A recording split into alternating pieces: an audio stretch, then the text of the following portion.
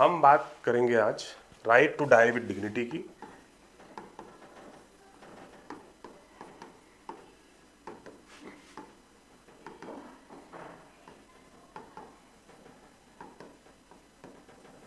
ठीक, अब right to die with dignity का क्या मतलब होता है? ठीक है, आपने सुना होगा आर्टिकल 21 विच टॉक्स अबाउट, हमने डिस्कस किया है जब हम फंडामेंटल राइट को डिस्कस कर रहे थे। We have discussed article 21 right to life and personal liberty. ठीक है, वहाँ हमने डिस्कस किया था right to live with dignity, right to, कि जीवन सिर्फ और सिर्फ रहने मात्र को नहीं कहा जाता कि हाँ बस जिंदा हैं, जी रहे हैं। ठीक है, एक डिग्निफाइड लाइफ होनी चाहिए।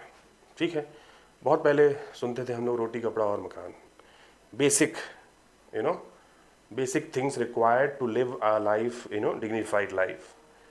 बट सिर्फ रोटी कपड़ा और मकान से नहीं होगा, है ना। वहाँ पे राइट टू अर्न भी होना चाहिए। ठीक है, जैसे right to earn, right to privacy, ठीक, राइट टू शेल्टर। तो इस तरह के राइट्स जब आपको अवेलेबल होते हैं तब जाके आपकी लाइफ जो है वो डिग्निफाइड होती है। Same goes with the right to die with dignity.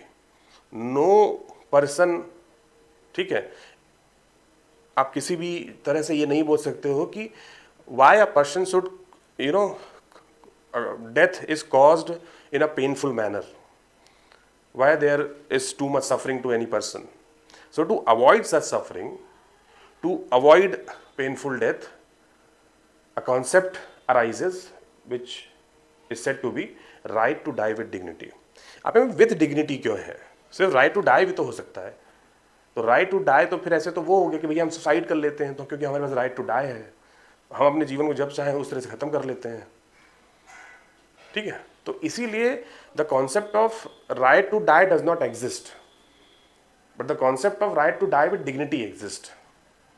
ठीक है, तो right to die with dignity आप उस तरह से भी नहीं बोल सकते किसी व्यक्ति को मर जाना चाहिए कभी भी किसी भी टाइम पे, नहीं। Exceptional circumstances are there. Dignified death यानी कि अगर किसी भी व्यक्ति की ऐसी सिचुएशन या इस स्टेज में वो पहुंच चुका है where there is a, he is living in pain, ठीक है, और he is at the position from where the recovery is impossible, कि कहीं से कहीं तक कोई पॉसिबिलिटी नहीं है उस व्यक्ति की रिकवरी के। He has reached to a persistent vegetative state from where the recovery is completely impossible. At that time, right to die, the concept of right to die with dignity becomes very important.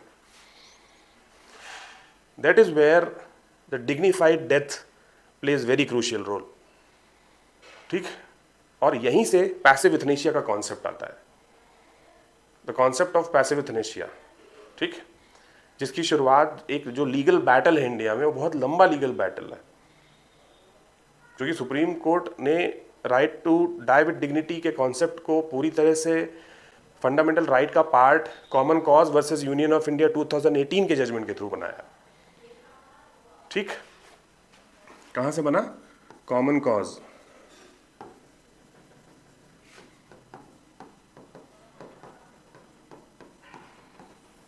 ठीक, क्या हुआ ये कि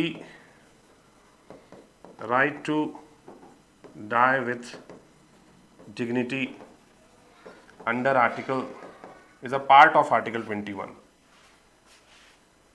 Right to life and personal liberty, right to die with dignity is a part of that.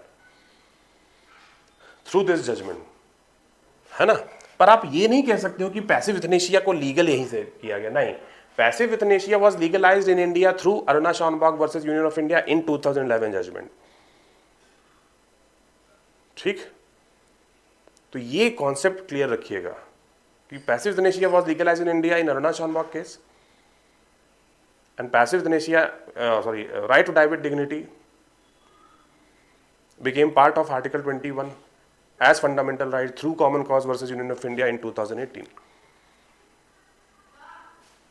ठीक, so right to die with dignity का जो concept है वो उस जगह पे इंपॉर्टेंट हो जाता है जहां पे it becomes important from where there is too much suffering during the death, or cause of death through going through too much sufferings, painful death, and where it is very clear that recovery is impossible. So right to die with dignity enters, emerges, ठीक, जहां पे through passive euthanasia death can be caused, ठीक। Active euthanasia, passive euthanasia, ये basic concept है, ठीक है। कि क्या है एक्टिव यूथनेशिया, यानी causing death through medical support by providing medical support to someone, ठीक। ऐसा कोई व्यक्ति जो परसिस्टेंट वेजिटेटिव स्टेट पे है, from where the recovery is impossible at that time, through supporting medical support causing death, that is what the active euthanasia is.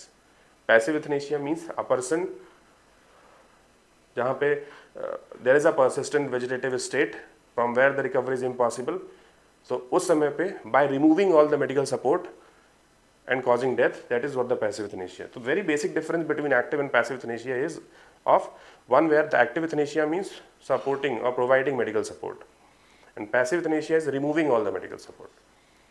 तो that is what the basic difference between the active and passive euthanasia is, ठीक। तो ये है right to die with dignity का concept, ठीक है। यहाँ पे याद रखिएगा कि common cause versus union of India जो है, from there right to die with dignity was declared as fundamental right. Passive euthanasia जिसे आप कह सकते हैं under article 21 of Indian constitution, ठीक।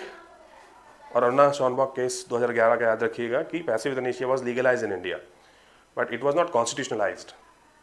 यहाँ से कॉन्स्टिट्यूशन का हिस्सा बनाया गया, फंडामेंटल राइट का पार्ट बना वो।